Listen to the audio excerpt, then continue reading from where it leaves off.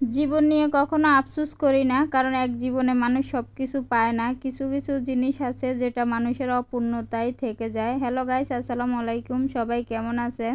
তো যে যেখান থেকে ভিডিওটা দেখতেছেন সবাইকে অসংখ্য ধন্যবাদ। আর সবাই পুরো ভিডিওটা দেখবেন এবং ভিডিও অনুসারে একটা গঠনমূলক কমেন্ট করার চেষ্টা করবেন।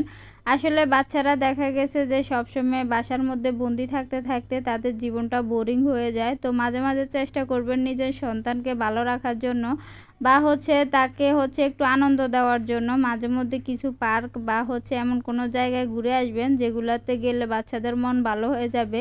তো আজকে ফাইনালি মরিয়মের মন ভালো করার জন্য আসছি। তো সত্যি মরিয়মের মন ভালো করার জন্য এমন একটা জায়গায় আসলাম যেটা দেখে সত্যি ওর অনেক ভালো লাগছে, সাথে সাথে আমাদেরও ভালো লাগছে, কারণ খারাপ লাগবে এমন কিছু নাই।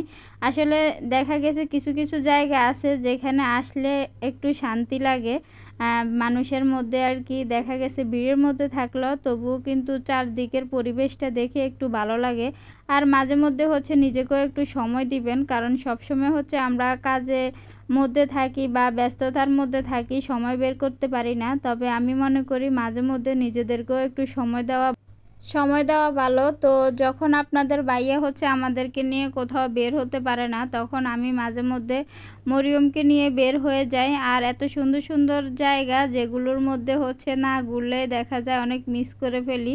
তো যাই হোক, জায়গাটা কেমন লাগছে সবাই কমেন্টে জানাবেন। এটা আর কি রাতের ভিউ, চারদিকে মরিচ বাতি দিয়ে সাজানো হয়েছে। আসলে সত্যি জায়গাটা অনেক বেশি সুন্দর। আর এখানে আর কি পিকচার তুললে তেমন একটা দেখা যায় না, কিন্তু ভিডিওর মধ্যে শুধু বাতিগুলো আর কি দেখা যায়, আর পিকচার তুললে দেখা যায় অন্ধকার অন্ধকার লাগে। তো আমরা এখানে ভিডিও করে নিলাম, যেহেতু পিকচার তুললে ভালো আসবে না এই কারণে বেশি পিকচার তুলি নাই।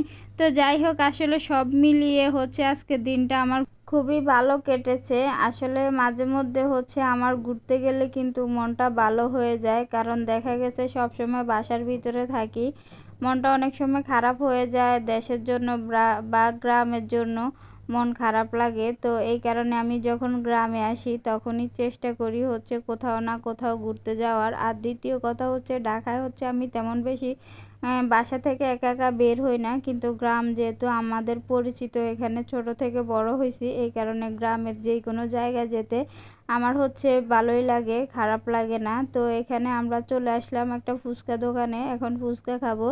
আর আমি এখানে ফুচকা অর্ডার দিয়ে বাইরের ভিউটা দেখাইতেছি আপনাদের। তো এখানে আসলে ফুচকা দোকানের ফুচকাগুলো তেমন একটা মজা নেই, কিন্তু সবাই অনেক বেশি খায়। আর যেহেতু আমার মেয়ে ফুচকা খুবই পছন্দ করে বা বাগ নিয়ে, তো সেই জন্য আর কি তাদেরকে ফুচকা খাওয়ানো হলো। তারপর আমরা এখানে